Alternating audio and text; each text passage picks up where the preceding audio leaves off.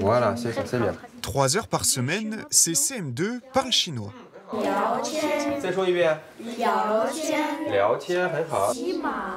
À Rennes, le chinois s'apprend dès la primaire dans 4 écoles. Dans cet établissement, une trentaine d'élèves ont choisi cette option.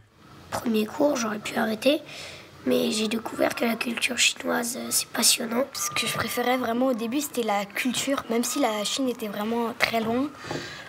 Des fois, on mange des plats chinois, par exemple.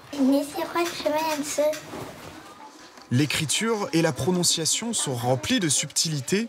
Pour les appréhender, l'apprentissage démarre dès le CE2. Dans cette classe, les bases sont acquises. À cet âge-là, les enfants ils sont très curieux et c'est beaucoup plus facile pour eux d'apprendre finalement.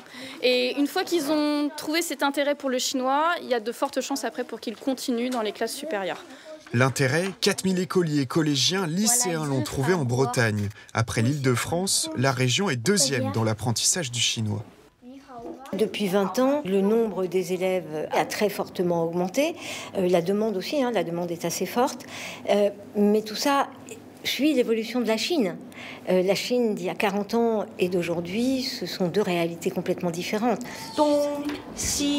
En France, seuls 5% des élèves apprennent le chinois. À Rennes, ça fait 40 ans que ce lycée l'enseigne. Ces élèves l'ont choisi en 3e langue, un savoir qui, elles l'espèrent, va leur ouvrir des portes.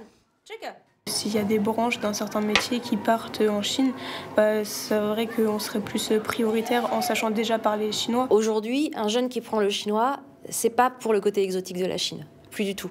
C'est parce que justement, la Chine, on en parle tous les jours dans les médias. Donc il y a une prise de conscience qu'en fait, c'est un pays important. L'année prochaine, une trentaine d'élèves bretons vont partir plusieurs mois étudier la langue dans son pays.